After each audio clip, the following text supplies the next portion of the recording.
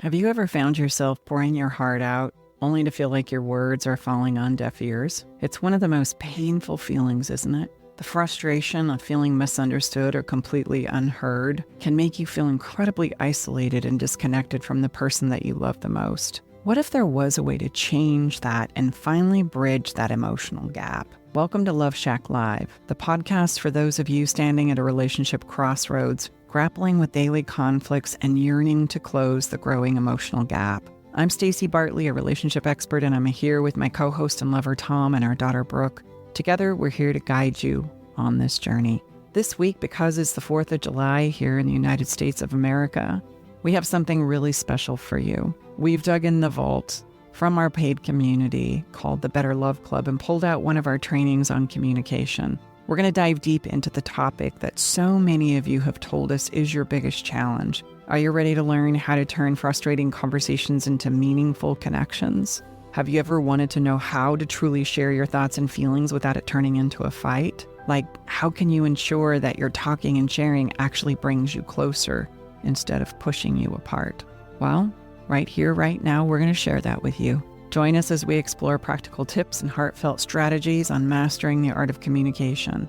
I mean, imagine for a moment transforming those dreaded arguments into loving, productive conversations that will help you find the solutions that you need in order to know how to move forward. We'll uncover common communication pitfalls and share insights on how to avoid them. What you're about to hear might just be the key to unlocking a stronger and more loving relationship.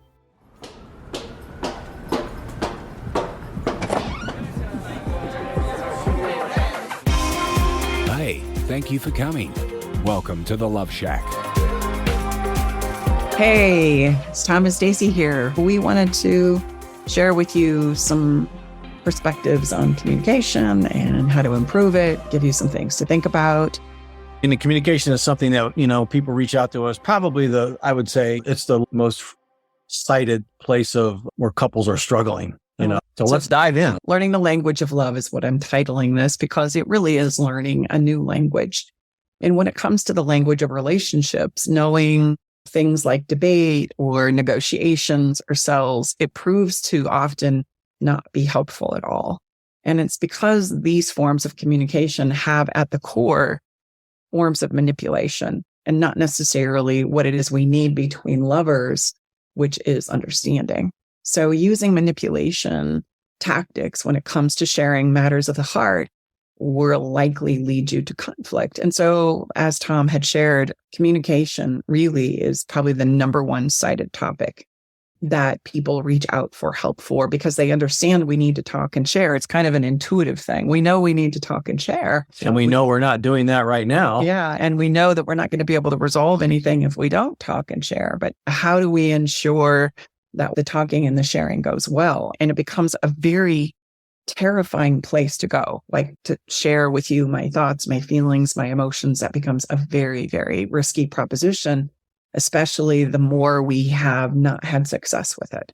And so the communication tends to shut down over time because we just don't know how to get through in a productive way. And we often, at our attempts of communication, end up leaving worse than when we started. And it's really kind of a sweetheart message where you realize the default option of not talking is trying to hang on. It's trying to ensure that things go as well as possible.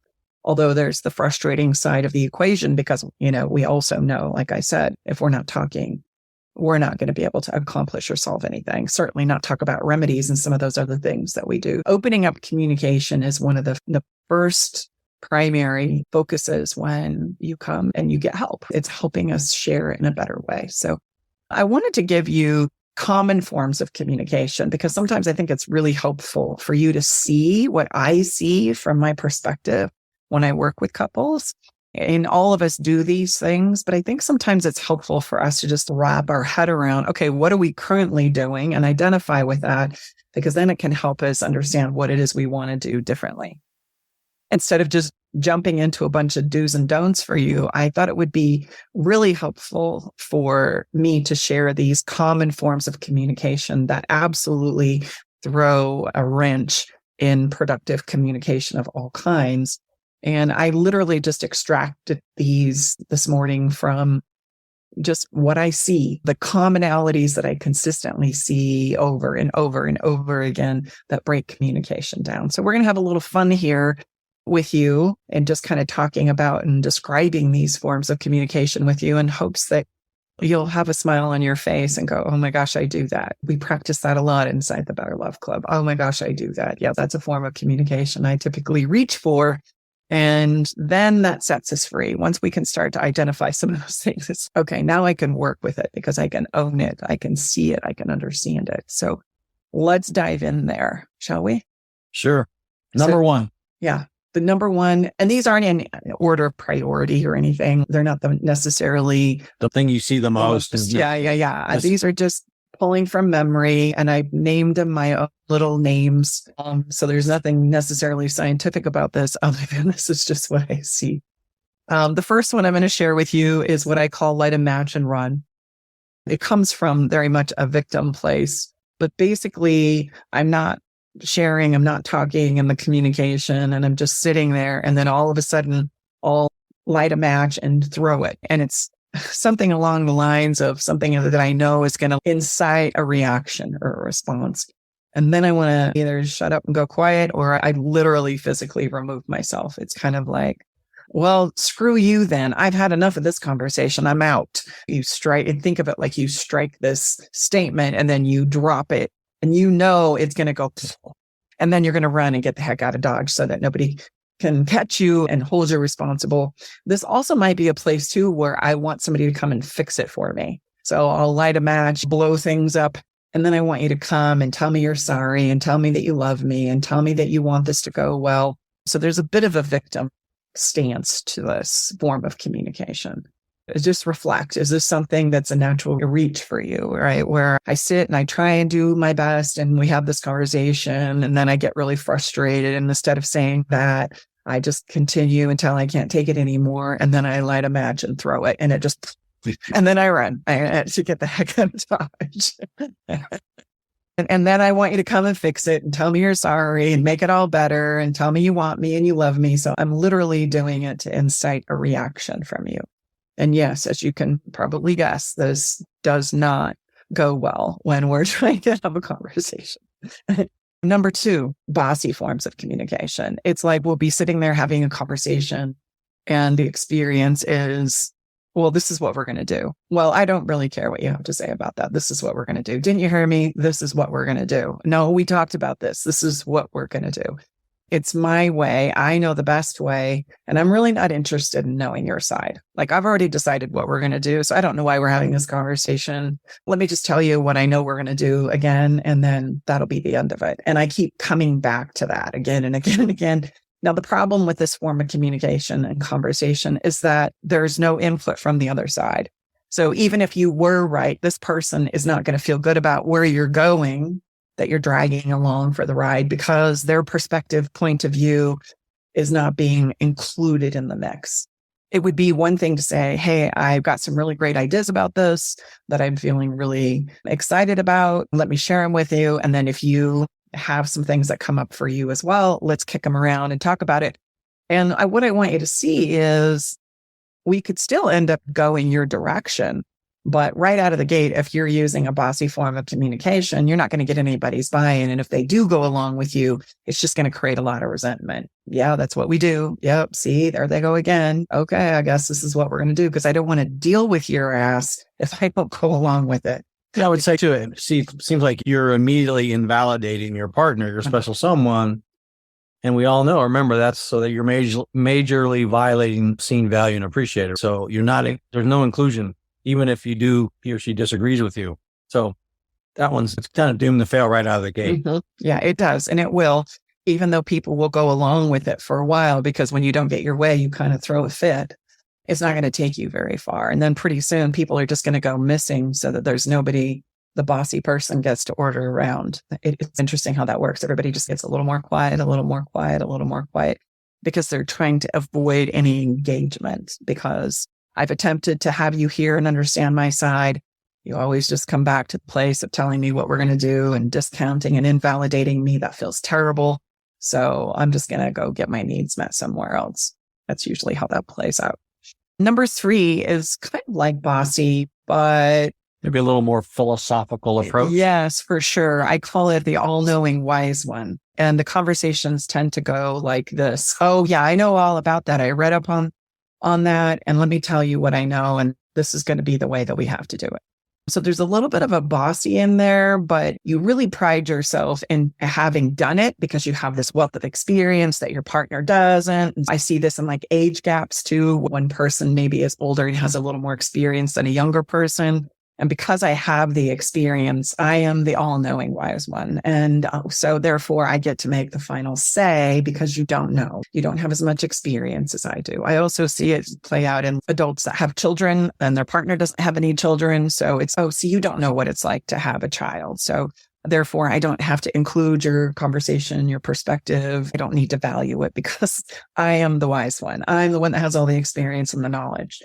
It also shows up too if there's somebody who is researching or they gather up a group of people and say, oh, well, so-and-so, the expert in the room says this is the way it should go. What ends up happening in the all-knowing wise one, I have a very specific demonstrative example that's coming to mind that was an example of this form of communication. And so her partner would start to talk. And then she would jump in. Oh, no. That's not the way it is. No, you're wrong. I read up on this piece of research, or I have this book, or I talked to this person, and what you're saying is completely wrong. And so I just want to correct you. I just want you to know I'm the wise one in this situation. And I know. And of course, as you can guess, that just communication just crumbles. And less that person will show up to share up to and including even experiences that they've had together. I'll talk over what I'm sure went down there because I am the wise one. So even though, and you guys know this by now, I'm sure that because of our movies and our narratives, none of us take away the same experience from any given task or life experience that we have. And so to discount somebody's takeaway from some of these things really, again, invalidates the other person. You'll start to see that's the common thread. Somebody's going to feel invalidated with all of these forms of communication. So the all-knowing wise one tends to talk over people, correct people, and it totally derails the communication, even though it's coming from a sweet place. Even like in communication, the conversation's starting to roll and pick up a little momentum. And if I stop it to correct you on how you said the word, or, what that word really means and you used it inappropriately, or no, that's not what happened. This is what happened based on my perspective. Just notice that never adds anything to the conversation. It always is going to the person that was sharing has now been interrupted. The flow of digestion, which is what I'm doing when I share and talk, stops and stalemates. It feels uncomfortable. It feels icky. And then sometimes I just go, forget it. If you know, then you don't need me to be saying anything. Wears me out. I don't want to say anything again. I think it's very similar to the Bossy. I think it's just we can maybe justify it because we think it's a little bit more, we're taking a little bit more grasshopper type approach. Remember Karate Kid? We all know the intent is still not perhaps where it should be. None of us get the hall pass on this. Yeah. This is what shows up in Staci's office. So it's important to be aware of what, we all can step into these places pretty quickly. So the next one I want to touch on, number 4, is never say anything. You get in trouble this way. Mm-hmm. And so this is when somebody will not risk saying or sharing anything. And so it produces this dynamic where one person is, again, trying to get the other person to talk, a dialogue, and they've tried all their best stuff from lighting that match and running to getting bossy and pushy to telling you why it is you need to talk and all the experts and taking the quizzes and those kinds of things and the all-knowing wise one. And there they sit, never say anything because you can't get in trouble that way. And although that seems logical, I think when we're shut down in our conversations, recognize and realize the person has an awareness that's happening inside of themselves. They just don't choose to share it with you. They're sharing it with others, perhaps, or I'm just taking care of business on my own. I don't want to share this with you. I'll just go do what I decided I'm going to do anyway. Now, yeah, it might create a dynamic where you feel a little safe But what it's going to cost you is the person that is in the relationship with you is probably going to be making up a lot of stuff that's just not true. And that takes on a veracity of its own because I don't have any way of vetting out what I'm seeing or making up as true in my own narrative. And so it creates almost a sense of insanity. I know as a human being in a relationship with somebody who never says anything that I need to vet some things out. I need that validation that I'm on the right path. I need some input to solve the problems that we have come up in our relationships. And it's absolutely emotionally frustrating to not get anything back from the other side. And it makes me nutty. As a human being, I start to get anxiety. I start to spin up. I start to make up lots of wonderful narratives about what's going on and why you won't talk and what you think and why you don't talk. Long story short, it just makes us nutty. It just makes the person who is not able to vet it out, validate it, etc., nutty. And so they're going to attack. They're going to do all kinds of defensive postures in an effort to get you to show up. So that's number one. You're going to create a lot of drama for yourself. Number two, there's no way you can create an us. There's no way you can co-create with somebody when you have one person that's not showing up. That doesn't happen. And so there's a desperate attempt to try and get you to show up so that I can have something to connect to. So even though we were safe, eventually we're going to have some really big mental health challenges, or we're going to have just explosive conversations from time to time. Is how that's going to play out. Okay. Anything you want to add to that one? No. Have you ever been in a relationship with somebody who wouldn't talk? No. Maybe more of one person talking and the other person not so much talking. But I think too, what happens there is the person that is talking is then chasing the one that's not talking. And then that's just going to wear you down too. Yeah. So Yeah. it's just going to further promote more shutdown to the one that's not. So it's never going to go. The begging, the pleading, the that just coercing, the leveraging. It's like, OMG, please, I've had enough. Just leave me alone, you know? Yeah. You can't shut the conversation down enough to make any progress. That's something really important. And that applies to all of these forms of communication. Then there's the abuser form. And the abuser form of communication is we've been through a really difficult time. And I believe because of that difficult time, you have to pay. Like that you've got to pay for these egregious things that we've been through, and I blame you for them. And so my communication with you is telling you about how you hurt me, about how you did it wrong. It's this desperate attempt to get you to pay so that I can let it go, except for everybody pays. And it becomes a very abusive form of communication. It very often shows up when there's been some really big betrayals on lots of fronts, broken agreements, those kinds of things. And we get into this abuser mentality where now I'm entitled to say and do things to you. And I will continue to do that in my form of communication until I feel like you've paid enough price. And so it just becomes this cycle of communication we come back to again and again and again. And unfortunately, this can go on for years, not just weeks and months, but years in a relationship. And everybody's mental health, emotional health, physical health is just shattered. It doesn't take us anywhere good. So that idea, it really is true that if I have you pay, we all pay. Again, there's no potential for creating that. I think the quote that comes to mind on this one, I know I've said it often, is we can't punish the pain out of any of us. We're all fully aware when we've made a misstep. No one knows better than us.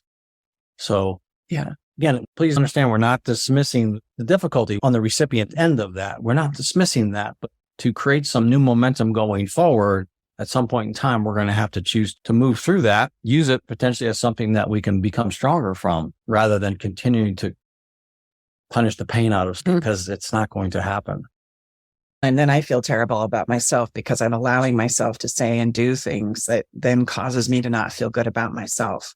And so that's how we kind of turn ourselves into monsters and lose our own place of connection of self, of confidence and self-esteem and self. Then we hear from people that I'm turning into a version of myself I don't like. Yeah. So that's not good either. Yeah. And I get it. I mean, we're kind of raised with the idea that there's got to be consequences. Oh, yeah. You need to pay the price. We all probably were given some form of being grounded or punished in some way for the choices that we were making through childhood and adolescence. And then when we step into adulthood, we feel like we still need to continue to play that out. And literally, it's a parent-child game, and nobody wants to be parented by their lover. It doesn't take us anywhere good anyway. So I understand, and I want you to understand where it comes from, but it doesn't help us solve the solutions and the challenges that we're inevitably going to face in our relationships as adults, because it sets it up as not an us. You didn't do pleaser. Oh my gosh, I skipped pleaser. You skipped Well, pleaser. that's an important one. Pleaser, yes. Tell me about pleaser. I think you might know a little about that. Well, I mean, there's a lot of overcompensation going on. I think that it's a good-hearted message. I think the intent potentially is, but yeah, you're overcompensating for many multitude of reasons. Doesn't really matter why. And so, yeah, and it's exhausting. And I think the other side, like we've shared in a lot of these, there's always the yin and the yang, the opposite of that. And the recipient of that is going to be also not seen, valued, and heard as well, right? Well, they usually love it. The person who's trying to please the partner, I mean, what's not to love about somebody trying to please you? And then it becomes an imbalance in power and control. And this is where we get some of the interesting attachment styles that show up in relationships, because the pleaser's mentality is, if I can just figure out how to make you happy, then all will be well. And I'm constantly trying to fix things for you and anticipate things for you and please you very much so. And I have to think, though, that on the other side, that person that's not the pleaser does know there is an imbalance there. And they want to use it to their advantage. Yeah. If I'm not aware, oh, this is pretty nice. I have a lot of power here when you're just seeking to please me. So all I have to do is let you know you didn't please me, and then you'll do more for me, which is kind of, this is probably our favorite form of communication. I know for me, I think back about earlier relationships in my life, and I would bend over backwards to try and make it work for the person I was in a relationship with. And then there would come a point in time where I'd get tired and sick of it because my own needs weren't getting met. Oh my God. So then I would, probably not in a really great way, start to say, this sucks. And they're like, what are you talking about? This is the greatest relationship I've ever been in. Pull it together and keep doing it. And then eventually the relationship would fall apart, because you cannot give what you don't have. And so it starts out really good in the beginning. And then as it plays out, it starts to break the person down who's trying to please, and then they start to fall apart. And then the person that has been pleased is going, what's the problem? This works really, really well for me. What do you mean this isn't a great relationship and not working for you? It works great for me. Yeah, just energetically, there's a massive imbalance. We just know from science, it's not theory, that at some point there's going to have to be a correction. As there is on all of these that we've touched on. Exactly. There's an imbalance. So yeah, until there's going to be a reset, rather have it be a proactive reset versus the default option. We say that often. So yeah, ideally we're sharing these so we can be aware of them and see it in ourselves, right? Yeah. Just see, and we might use a selection of all of these depending on the circumstances. We all do. And I'd say the first place of growth is when you can start recognizing it in yourself. That's powerful. Like, oh my gosh. And then you can more quickly do a reset versus it going on for much longer. That's huge growth.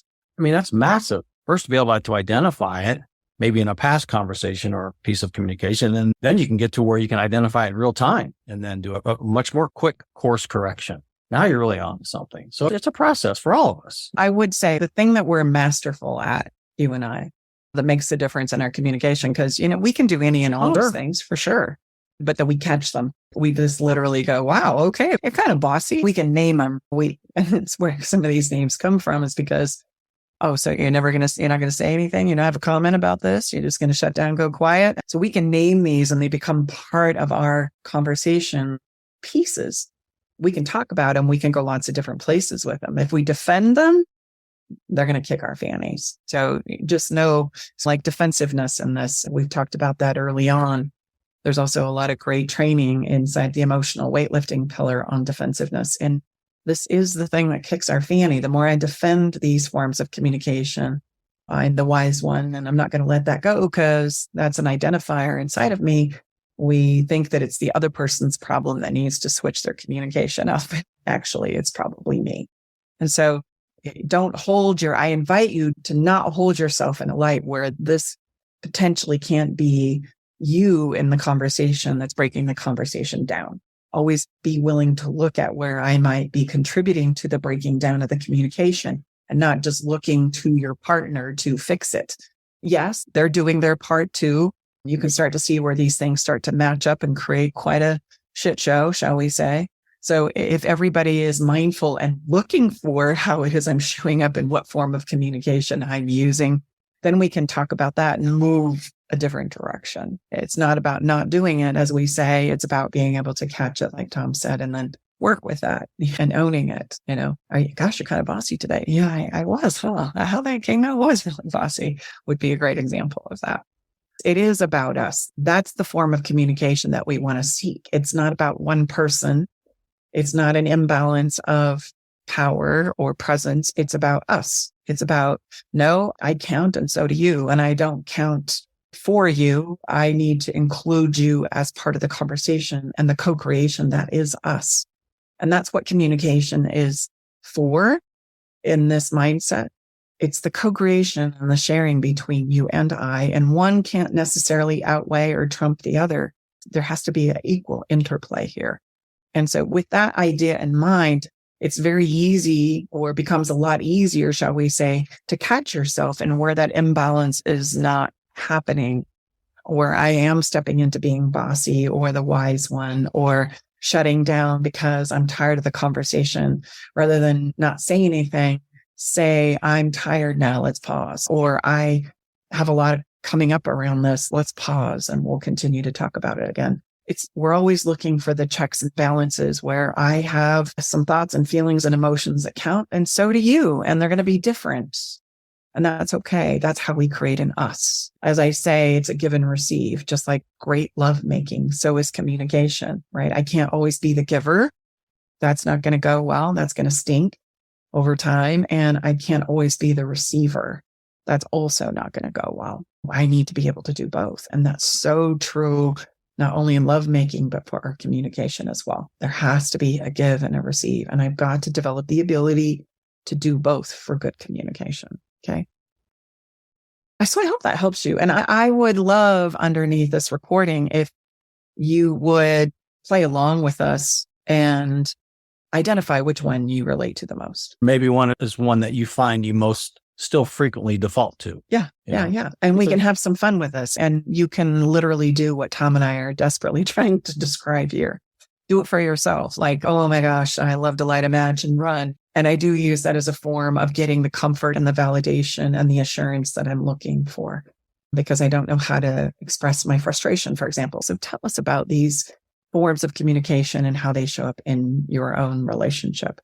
And be bold and proud about, because that is such a freeing experience and exercise. And we can say, oh yeah, I do that. Oh yeah. Oh, I am the wise one.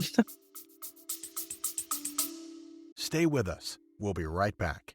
Navigating the silent, complex moments of separation or your partner's need for space can feel like walking through a maze without a map. If this sounds familiar, know that you are not alone. This journey, filled with uncertainties and introspection, requires a gentle, understanding guide. Hey, I'm Brooke from Love Shack Live. We see you, and more importantly, we get it. That's why we created the Separation Support Bundle. A collection of resources designed to not just guide you through separation, but to offer comfort and clarity during these times. Our separation guide offers insights and support to help make sense of your emotions and the process of separation. And for those moments when words escape you, our guide on 10 texts to send when navigating space provides thoughtful prompts to help communicate with compassion. Plus, a soothing separation meditation to help ease the overwhelming moments. Because sometimes all we need is a starting point, or a way to start feeling okay again. Remember, you don't have to journey through these complexities of separation alone. Our separation support bundle is here to accompany you, guiding you towards healing, understanding, and most importantly, the renewed sense of self.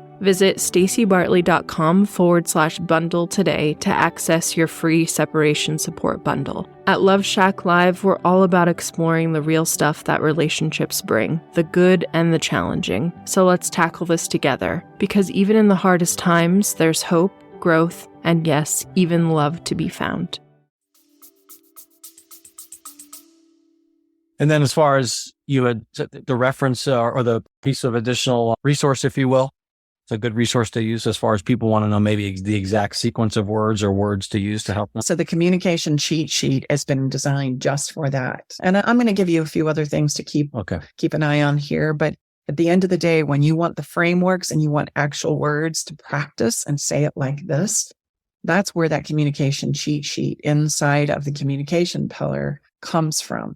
And if you haven't already, I would so encourage you to print it out and read through it and practice saying those words. They are put together in a string and in order for a reason. And there's been literally years of effort and work that has gone into that cheat sheet. If you're looking for frameworks and specific words, print that off and have it with you and practice them, rehearse them. I know you're going to feel awkward using them because it's not going to be the way you speak, but pretty soon it will be, and it won't feel awkward at all. And it's going to create a different experience when you use these, right? That's the whole point of that. Again, because we hear often like, how did you say that again? Say that again. I wish I had you in my ear. So they're not, and I always remind people, they're very simple words. It's simply in the sequence of which we use them and get good at using them is going to render a very different result and experience. Yeah. And you have to understand communication is an art and a science. And it's pretty clunky. It really is. It's a pretty clunky form of being able to exchange ideas and emotions and strategize solutions. But as the creatures that we are as human beings, it's all we got.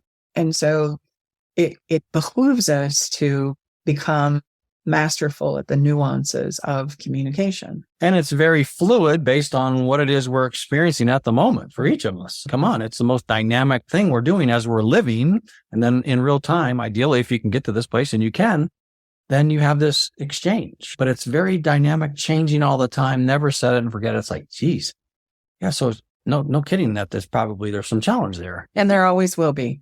There always will be. And so as we get better and masterful at it, again, it's just kind of like life, expect the messes and the missteps. That's okay. We can dance with that.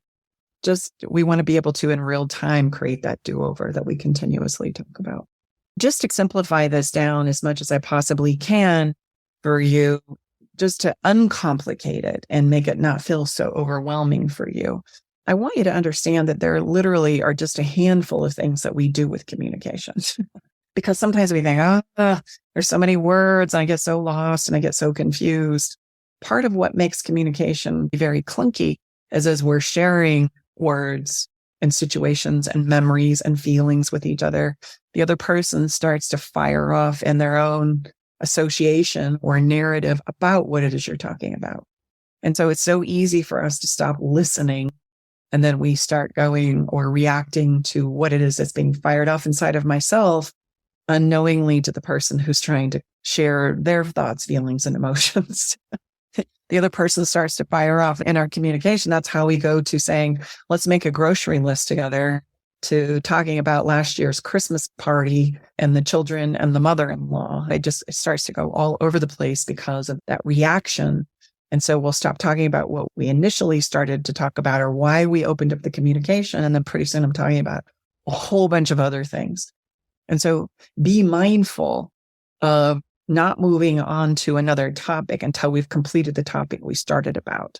And then we can move to the next one if we need to. Tom and I are really good and support each other in not moving on to a new topic until we've completely expressed and shared about the one that we opened the conversation with, to prevent some of that dancing around that if we're not metering that takes us all over the board, and then communication is completely ineffective.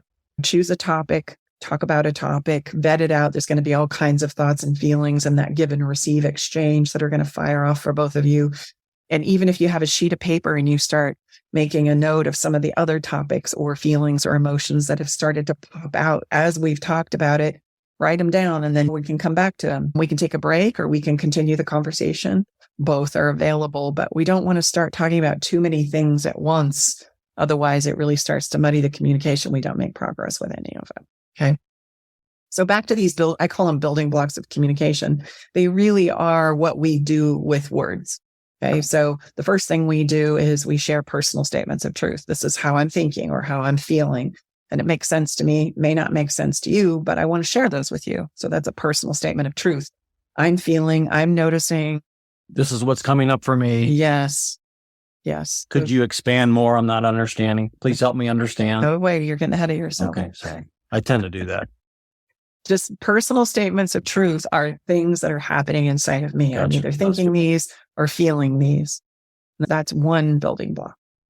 The second one would be advocating. Advocating means this is something that's really important to me.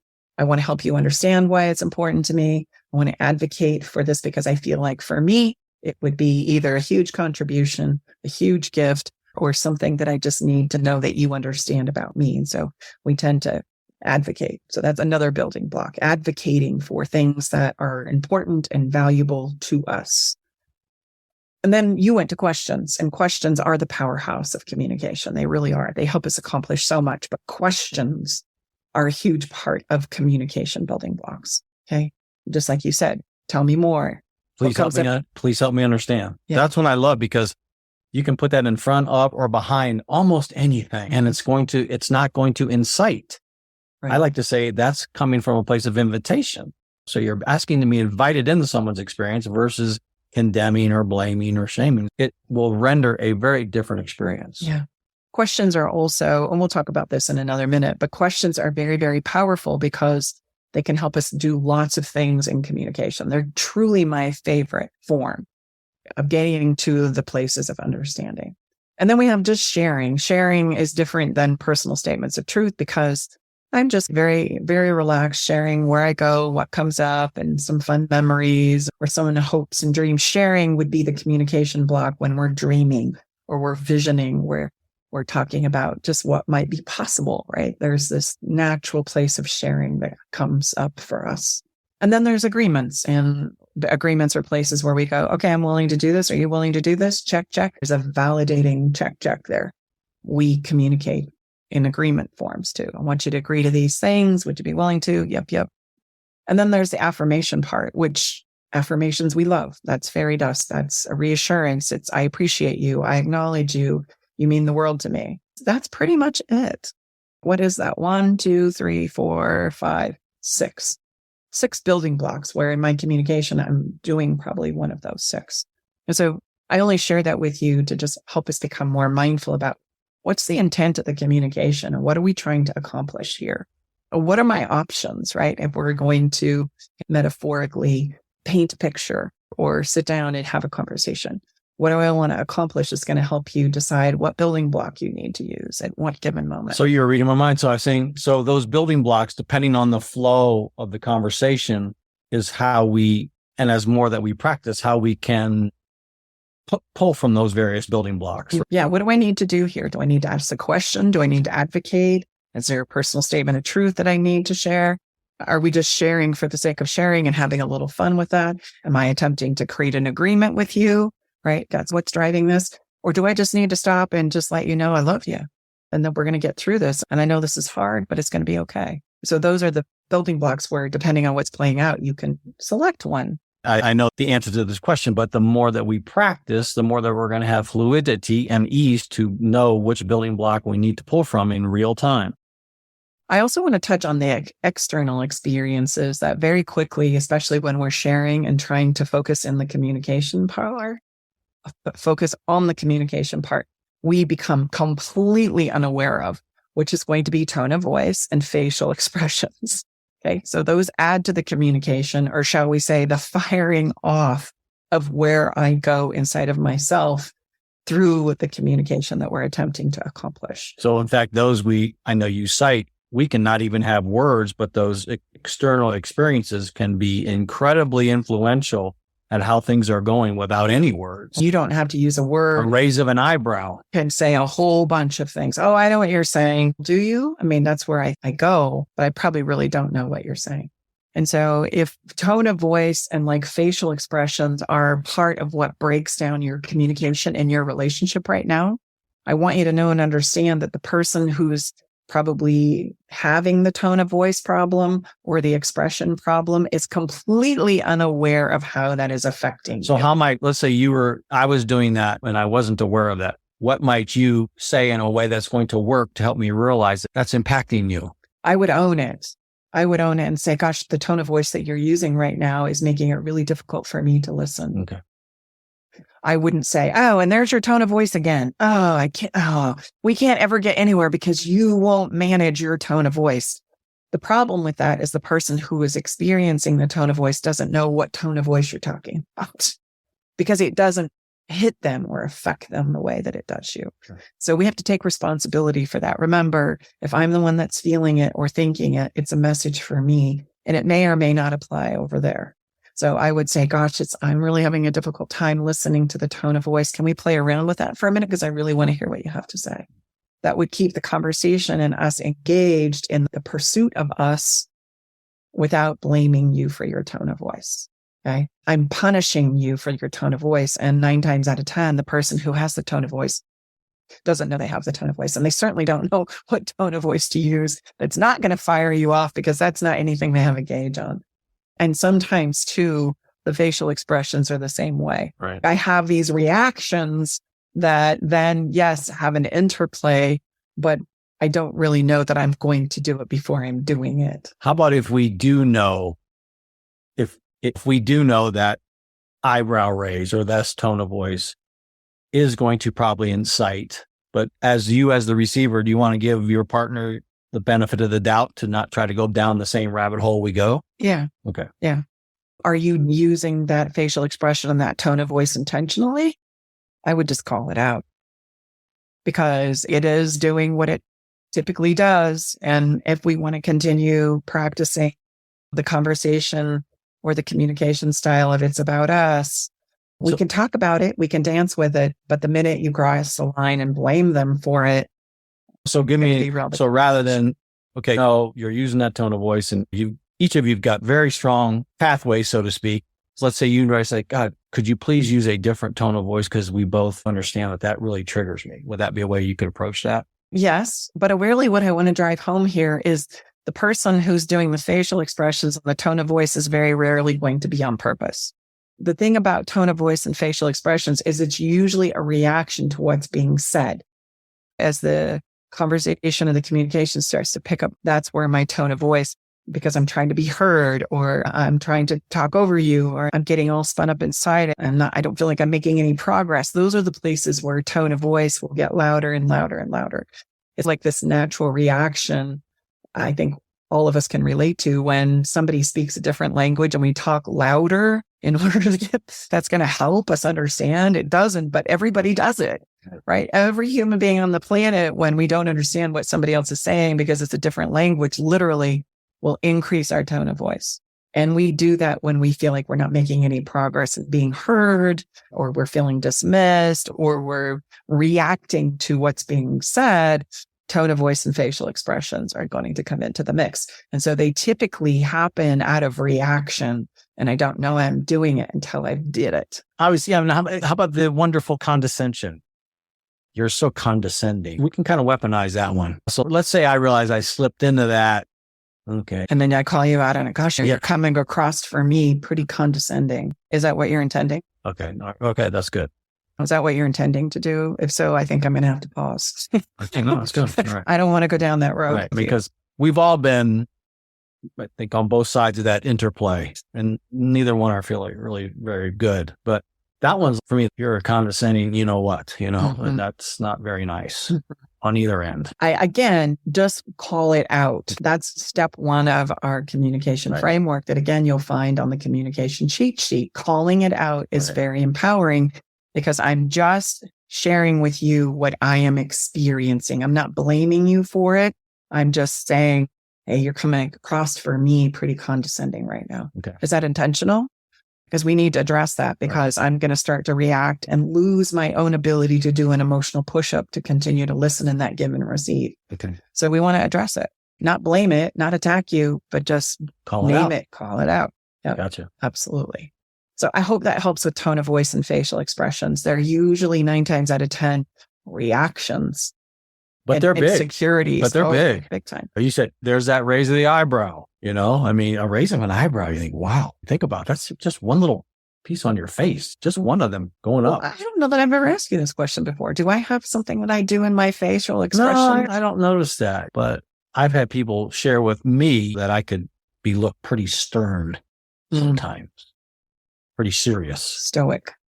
Yeah. Serious. Yeah, you do have an intensity about you for sure. It's kind of sexy. Anyway, we're getting off track. All right, let's complete and wrap this up. Again, these are just a couple of thoughts and different little frameworks and ways of thinking about communication that I hope that you're finding helpful. There's an awareness about how I use these building blocks. And the simplest form I could think of to put it in is an awareness of I speak, I share something, I speak, and then I check in about how that landed. I'm checking in because I know that in the transference of the words that I used, the receiver of those words can go all kinds of different places. Okay. So I check in. That's because we're all having our own movie, right? Yes. So that would be the demonstration of that. We have to remember that, even though how would you go there with what I just said? That's just how it goes. Yes. Remember the exercise that we've done a couple of times on Monday night class where we show a picture or a word and everybody comes up with a different interpretation. Incredible amount of variety. Oh, my goodness. Yes. And so I'm going to speak and then I'm going to be mindful and aware of checking in. How did that land? And that's where I am checking for tone of voice or facial expressions. Because if I get a higher tone of voice or some contorted thing as a reaction, I'm going to probably ask a question right there. I'm going to say, how did that land for you? Or what's coming up for you? What did you take away from what I just said? There's a place of checking in there that I want to just account for. And then I'm going to be able to adjust, which will be the next piece. No, I didn't mean it like that. I meant it like this. And allow for the communication because of all the variety of ways it could be interpreted and all the places we could go based on our past experiences. Adjust for, no, I didn't mean it like that. I meant it more like this. Or, gosh, I'm sorry you had your feelings hurt. I didn't mean to do that. Here's what I'm attempting to accomplish. And that adjustment is where we can do that do-over really, really fast. And then when I've done that, I speak, I check in, I adjust, I make sure that we're somewhere the same ballpark. Then it's my turn to listen when I'm adjusting to what's coming up for you and where you go and what you want to add and what you think could be a potential remedy with those building blocks, those different building blocks that we talked about. So it's literally 4 steps. I speak, I check in, I adjust, and then I listen. And we go back and forth and back and forth and back and forth. Because then we can correct the communication in real time. Don't sit on it. Don't wait. We spend too much time there. Rather than blow up, adjust.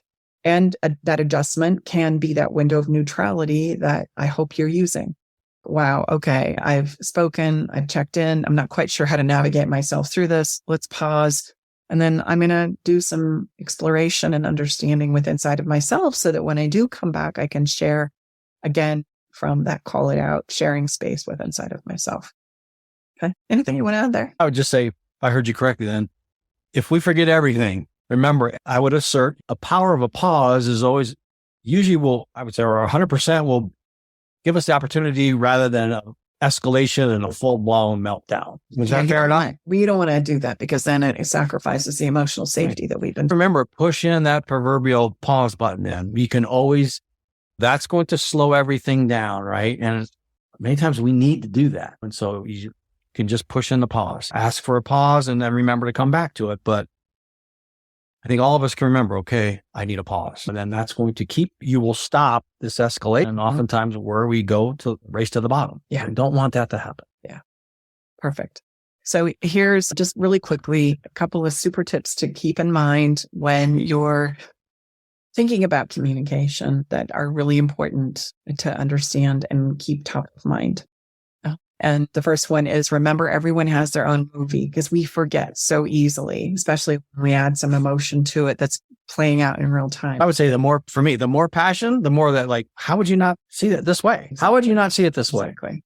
So the more passion, the more you feel like you're right, I would say the more chance that someone is having a very different experience. Yes. Well said. Absolutely. Don't talk for someone else or tell them what they're thinking or feeling. That's a big one. At best, you're guessing and you're also preventing them from being able to emotionally digest and validate themselves. That's why it does not work. It's not necessarily about what's being said. It's about the need we all have inside of us as a human being to know I said it, because it literally is how, as a human being, I emotionally digest the thoughts and feelings that are happening inside of me. And if you're doing all the talking, then I'm just left with it as though it was unspoken at all. So don't take that opportunity away from somebody. And again, when you're talking for somebody, you're guessing at best. You might have the narrative about what's playing out incorrect, which we do. And then you're going to build on that as though it's all right. And it's not. Okay. So you want to be sure that you vet those out. Don't talk for someone else. Don't do that. Let them talk it out, even though you know where they're going. Let them have that moment to know they've said it. That's important. Number 3 is when sharing, own how you think and feel. It's the way you think and feel. Nobody else may feel and think that way. So don't blame your thoughts and feelings on others. If you're feeling it, it's a message for you. And that's also where we tip over into blaming you for triggering or firing off some reaction inside of myself, like with a tone of voice or like the words you used. Remember, this is about you owning you. And that's your best place to come from when trying to share and communicate with others. Okay. And then the next one is sincere questions. They are the powerhouse of communication. Questions provide an invitation for another person into the conversation. I'd love to know what's coming up for you. Would you share that with me? That's a question. It also allows for deeper exploration. Wow. Tell me more about that. Would you be willing to? Tell me more, please. Brainstorming of solutions. What do you think about this idea? What do you think about this idea? What do you think about modeling this after the last round that we had? Those help us find solutions. It's a form of also just being able to explore deeper conversations, brainstorm remedies, invite people into conversations. It's also a way of making sure everyone does their own emotional push-up. I'd like to know how you're thinking, or I'd like to know how I can support you with that. Come and get me when you're ready. Those are all forms of powerful questions that you can absolutely use. They're my favorite. Absolutely. I just want to say, when you're being asked a question here, just as a little side note to questions, when you say, I don't know, that's a form of shutting the conversation down because you're not adding to the conversation when you're invited to do so. It's really kind of a cop-out. And I think it's a huge cop-out. And I think a lot of us, we've used that successfully because we think, well, I know how to get out of this one. I'm just going to say, I don't know. And come on, take a guess. It literally affects your relationship just like attack. I attack to shut it down. I don't know is a form of just shutting it down. What do you do with somebody who says, I don't know? You can't go anywhere with it. So there's no way you're ever going to get to the sought after form of communication, which is us, because nobody's participating. Nobody's showing up and contributing to the us. And so it flatlines and gets really frustrating very, very fast. Yeah, I would say that's one that we all have in our repertoire. Hopefully it's in the older set of tools because it's pretty well recognized universally. If I use that, then that's we're able to move on. And no, you won't. There could be a deferment, but it's not, there's no ultimate move on from an I don't know. And then the last one I'm going to share with you is the window of neutrality. Remember, we touched on that already, but just to say, look, a pause is the music between the notes. It is the space between the notes that makes the music. And so don't be afraid of using a pause when you need to. Just be mindful of coming back around and picking the conversation back up again. It's good for everybody to let things settle and get a little more clear about what it is I want to say or do or ask for, advocate for, back to those building blocks or questions I want to ask, get some clarity with, agreements that I want to venture to. A window of neutrality or the brake pedal is really, really important and helpful. So you don't have to be afraid. If it doesn't go well in that adjustment step, then we can also use that as the option. I think that might be... That's a wrap. I know we threw a lot at you. Just some thoughts top of mind when you say, hey, help us understand communication. I would love to hear how this landed for you. I would love to hear some of your takeaways. Like if I were to ask each of you who watched this video, what are some of your biggest takeaways personally from this? Please do me a favor and put them in the chat because it's going to help me know where we need to drill down better in communication in this conversation. but it's also going to inspire others. Oh, wow, that was a great take. Oh, wow, I didn't take that away. I took this away. That's where we get to really benefit from the ways we take different thoughts, feelings, and perspectives from any conversation. That's the value. We don't want somebody who's the same. We want to be able to share what it is we think and feel and take away from conversations like this. So please share it. It's really important. It's really valuable, and it will help the whole community. So yeah, that coupled with who do you think you are as far as a communication style? What do you identify with here? And then what are some of the biggest takeaways from this conversation? What resonated with you the most? And then that's going to help us know where we want to drill down and do more, as well as be a gift to the community.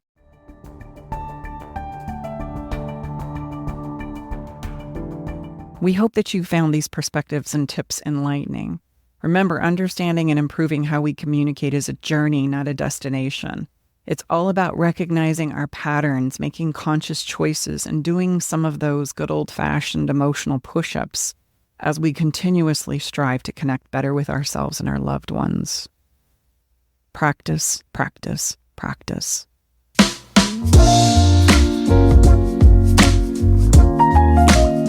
Our Follow the Fun today is a question to inspire conversations. It's a card from our Conversations for Connection deck. And the question I have for you today that will inspire some incredible conversation is, if you could travel back in time to be with any person from history, who would it be? I want you to think for yourself, who would it be for you? And then this question, yes, will help open conversations that create connection, that build safety, that then lead to having the ability to have deeper conversations about the challenges that you need to solve. So many times, as you know, we get that backwards. We're trying to solve the big issues before we build a little bit of connection. That's why these questions are so helpful. Again, if you could travel back in time to be with any person from history, who would it be? Share that. Open up some conversations with not only the person that you're longing to connect deeply with, but check it out with your kids, your friends, your coworkers, people around you. It's a great question to explore a lot about a person with just one simple question. And if by chance you want more questions like these, you can purchase a deck of conversation cards for yourself by going to stacibartley.com. Our song today is from Teddy Swims. His song, Will You Find Me? In his song, which is beautiful, by the way, he says, I'm trying to be an optimist, but will it find me? And of course, he's talking about love and the fact that his partner is going to contemplate coming home. We want to hear from you. What resonated with you the most from this training? Which communication style do you relate to the most? Share your thoughts and experiences with us. We would love to hear. Your insights not only help us know where to focus our future episodes, but also inspire and support others. If you've enjoyed this episode and want to dive deeper, we also invite you to join our Better Love Club. Here, you can access our communication cheat sheet packed with practical frameworks and specific words to help you navigate conversations with ease and confidence. After all, as I've already said, practice makes perfect, and with time, these new ways of communicating will feel natural for you too. Hey, thank you so much for being here with me today, and Tom and Brooke. And just a quick reminder, if you're enjoying our podcast, please subscribe and leave us a review. Your feedback helps us reach more people and share the love. Bye-bye for now. All right, it's time to leave the Love Shack. But before we part ways, we want you to know our door is always open, and we'll leave the porch light on, ready to welcome you back whenever you need a dose of relationship wisdom. For more resources and tools, visit us at loveshacklive.com to dive deeper into the topics we've explored and find additional support for your relationship journey. Stay connected by subscribing to our podcast. Thank you for being part of our Love Shack Live community.